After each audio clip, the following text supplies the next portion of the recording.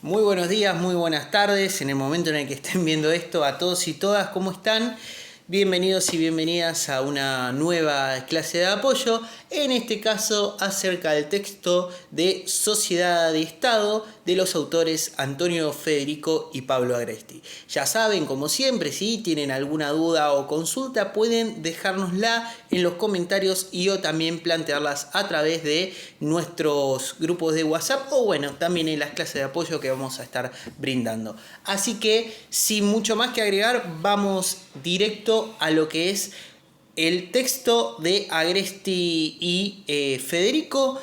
Básicamente este texto va a ser un repaso de cómo llegamos al mundo que tenemos hoy en día.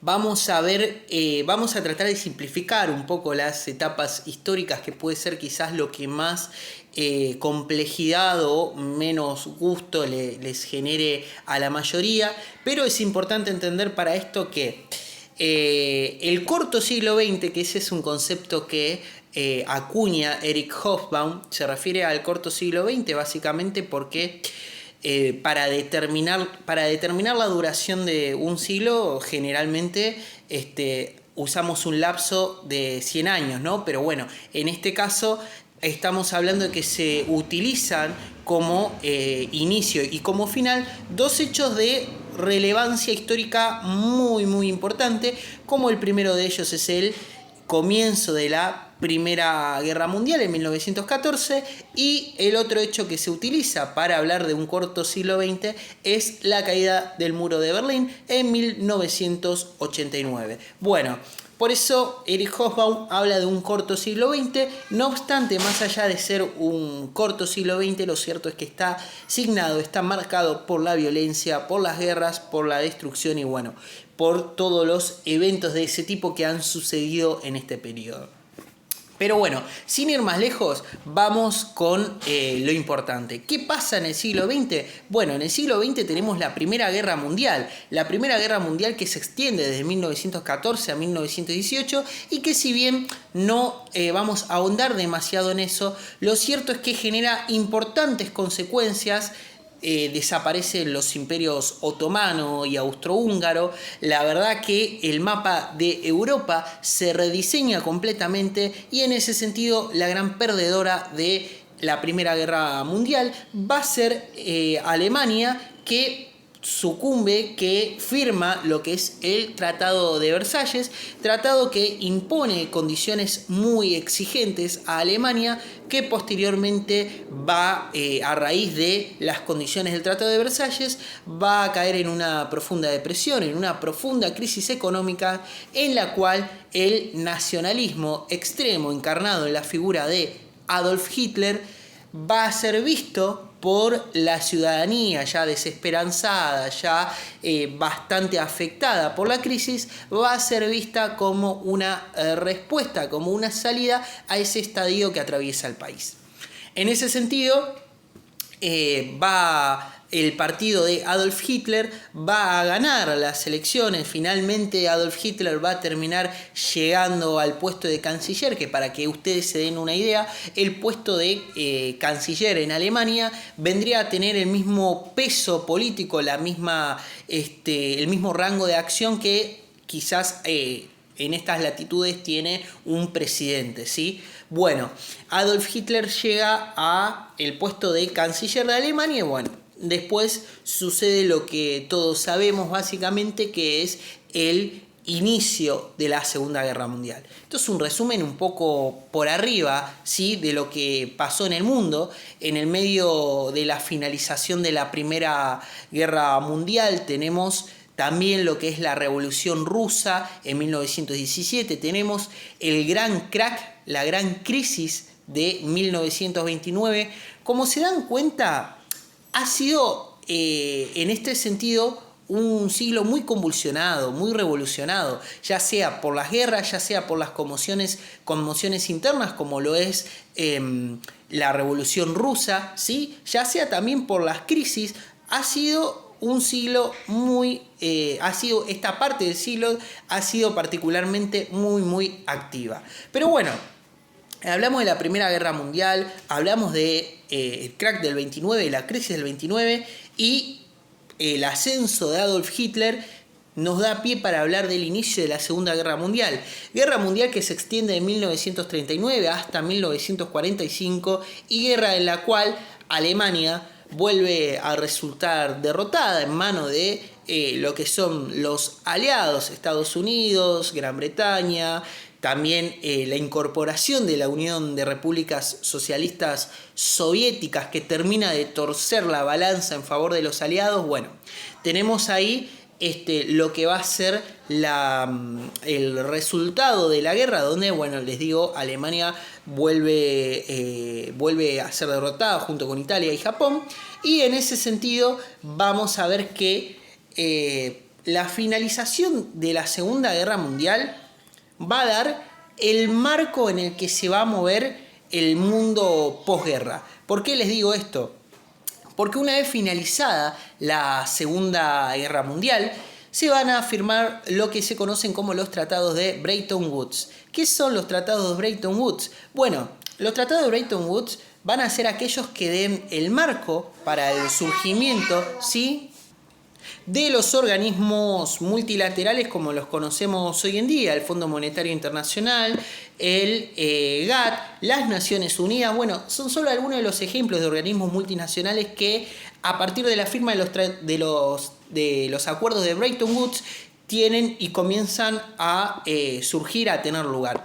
En ese sentido, ¿cuál es el objetivo del surgimiento de estos organismos? Bueno, la excusa oficial es tratar de evitar que se produzca una nueva guerra mundial. En la praxis, en la práctica, básicamente esto va a servir para extender y para confirmar el dominio estadounidense en esta nueva era, si se quiere, del mundo.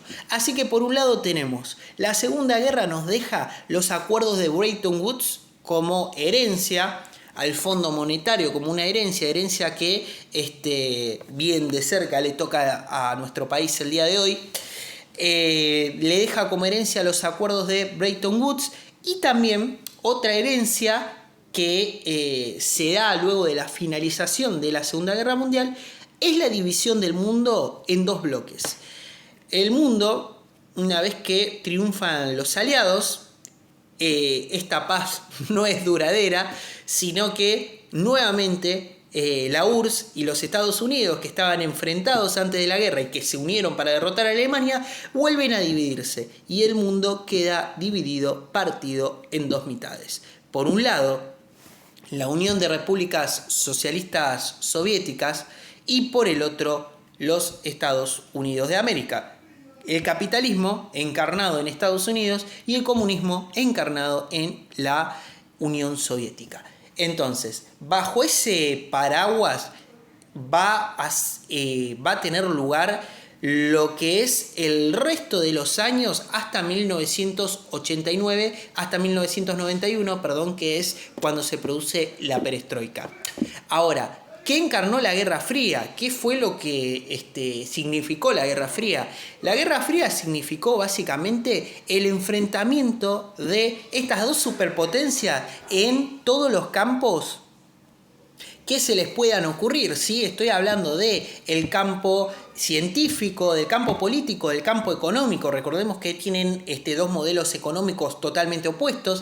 Y también en el campo militar, pero en el campo militar no directamente, es decir, no una guerra abierta entre Rusia, entre la Unión de Repúblicas Socialistas Soviéticas y los Estados Unidos, sino que mediante el apoyo a bandos opuestos en terceros países.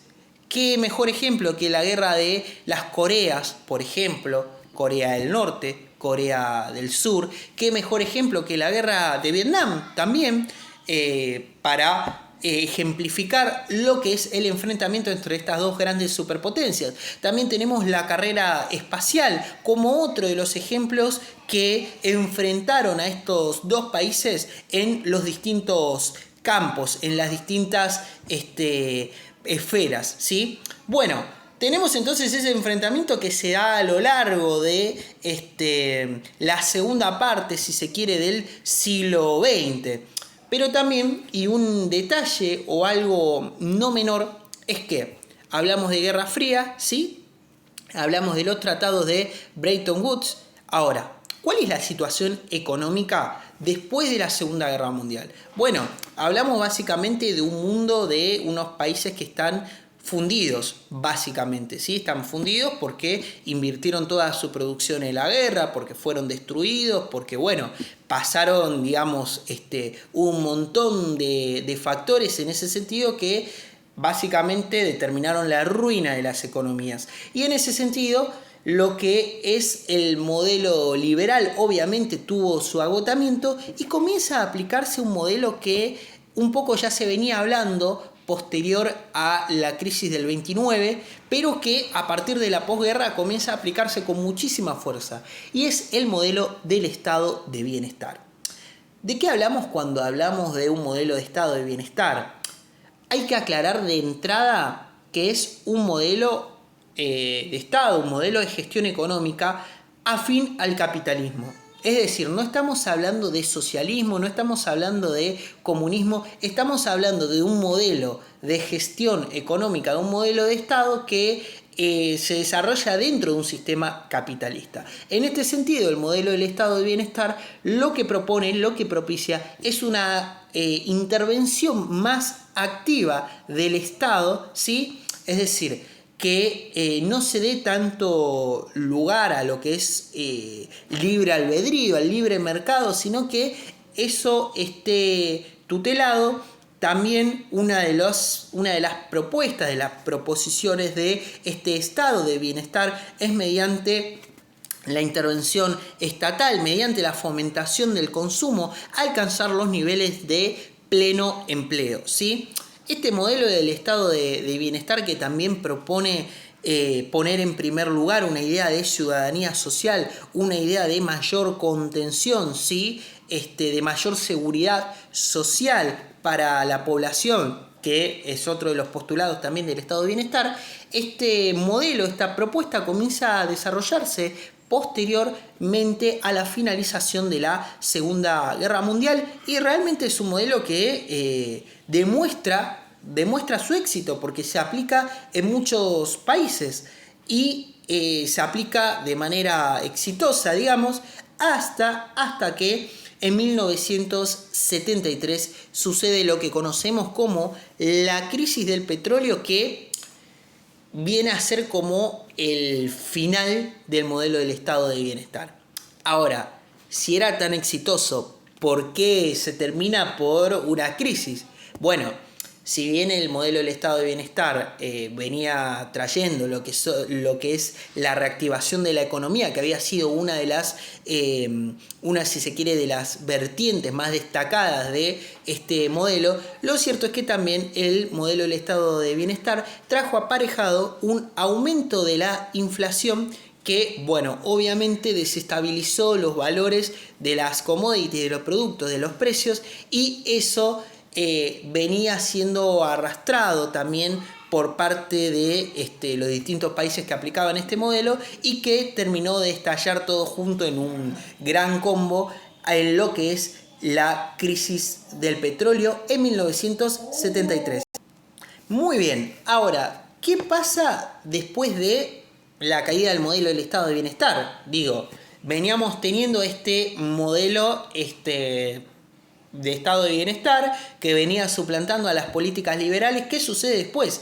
Bueno, a partir de acá se hace un corte, les diría, de este modelo en líneas generales. Si bien quizás hay países que incluso en la actualidad lo pueden seguir aplicando, lo cierto es que a partir de ahí comienzan a aplicarse nuevamente ensayos, teorías liberales que ya eran las mismas que se venían aplicando antes de la guerra, eran las mismas que se aplicaron siempre, pero bueno, vuelven, retornan y comienzan a aplicarse estos modelos, estas teorías liberales, que vamos a ver que Ronald Reagan en Estados Unidos y Margaret Thatcher en el Reino Unido van a ser los principales exponentes del nuevamente regreso del liberalismo en la escena económica. Por otro lado, tenemos a la Unión Soviética que hacia 1980, hacia 1990 comienza a experimentar, comienza a hacerse evidente en realidad lo que es cierto letargo, cierto retraso en el desarrollo comparado con los países occidentales, y va a ser Mikhail Gorbachev, primer ministro de la Unión de Repúblicas Socialistas Soviéticas, quien lleve a cabo lo que vamos a conocer como la perestroika y las políticas de glasnost, transparencia, que van a significar el fin, la disolución de la URSS, ¿sí? Disolución que ya se veía venir por otro lado con la caída del muro de Berlín. Así que en ese sentido, eso va a ser todo el colorario de lo que ha sido el mundo hasta 1989 hasta 1991, con la disolución oficial de la Unión de Repúblicas Socialistas Soviéticas, y va a dar lo que es el antecedente de el mundo que tenemos hoy en día. Todo esto que vinimos hablando hasta acá nos va a permitir entender el mundo que tenemos hoy en día. Mundo que el autor o los autores, en este caso, distinguen en 3 momentos. Vamos a hablar del primer momento que distinguen los autores, que es de la caída del muro de Berlín en 1989 a la caída de las Torres Gemelas en el 2001. Vale aclarar hasta acá que en el medio de todo esto venía gestándose un proceso, sí, de revolución tecnológica, de innovaciones tecnológicas. Vamos a ver un poco que en el contexto de la Guerra Fría y de esta competencia salvaje que les hablé entre la Unión Soviética y los Estados Unidos comienza a desarrollar un sistema que primero le asigna el nombre ARPA, posteriormente ARPANET, que va a ser lo que hoy en día conocemos como Internet. Y es en el marco de esta competencia con la URSS que se desarrolla el Internet, que durante la década de los 90 va a haber su gran explosión, va a haber su gran avance, y va a ser uno de los impulsores fundamentales del proceso de globalización que vamos a hablar en un siguiente video. Pero bueno, sin irnos más lejos y teniendo en cuenta que esta primera etapa del mundo, desde la caída del muro hasta el atentado a las Torres Gemelas, está atravesada por la globalización. ¿Qué pasa en esta primera etapa del mundo? Esta primera etapa del mundo está atravesada por conflictos, nuevamente. La Guerra del Golfo, que es la primera guerra televisada en directo. Esto es posible gracias a los avances tecnológicos. Tenemos también la Guerra de los Balcanes, guerra que se produce por la separación de la Unión Soviética, por el desmembramiento de Yugoslavia. Todo de alguna manera va de la mano con todo, todo se relaciona con todo, ¿sí? Y en este sentido, dos factores fundamentales que tenemos que tener presentes de esta época es la globalización, como les digo, que atraviesa esta primera etapa del mundo, y otra característica es el multilateralismo. Les hablo de multilateralismo porque tanto en lo que es la Guerra de los Balcanes como en lo que es la Guerra del Golfo fue necesaria la unión de una coalición de países para llevar adelante estos conflictos bélicos, estas invasiones, ¿sí? En el caso de la Guerra del Golfo fueron más de una treintena de países contra Irak, y en el caso de la Guerra de los Balcanes, obviamente fue la OTAN quien bombardeó lo que es la zona de la antigua Yugoslavia. Así que, como rasgo característico de esta época, tenemos al multilateralismo y la globalización. Pasamos a la segunda etapa del mundo. ¿Cuál es la segunda etapa del mundo que plantean los autores? Es del 2001 a la crisis financiera global del 2008. ¿Por qué planteamos esta etapa? Porque a partir de acá vuelve a dar un vuelco significativo el escenario político, el escenario económico también, Pero en esta etapa, luego de los atentados de las Torres Gemelas, Estados Unidos decide invadir de forma unilateral lo que es Afganistán y lo que es Irak, dejando de esa manera de lado el multilateralismo y básicamente haciendo las cosas sin consultar a nadie. Es por eso que vamos a ver cómo se producen estas invasiones y cómo estas invasiones, estas guerras, terminan debilitando la economía de los Estados Unidos, sumado a, obviamente una aplicación de políticas de corte liberal, de desregulación, de libre mercado. Todo eso se comulga, todo eso se une para generar el caldo de cultivo a lo que va a ser la crisis financiera del 2008. Crisis que vale la pena mencionar y vale la pena decir, fue la crisis más fuerte que el mundo ha vivido posterior al crack del 29. Así que esta segunda etapa del mundo, que va del 2001 a la crisis financiera global, va a estar marcada por el unilateralismo, en este caso por la principal superpotencia del mundo, los Estados Unidos de América. Por último, la tercera y última etapa en la que los autores dividen el mundo y que podemos señalar que es una etapa que al día de hoy seguimos atravesando, es la que va de la crisis financiera global del 2008 al deshielo de relaciones entre Cuba y los Estados Unidos y al Brexit. ¿Cuál es la característica de esta etapa que va del 2008 hasta la fecha? La característica es que vivimos en un clima de guerra global permanente. No hace falta irnos muy lejos.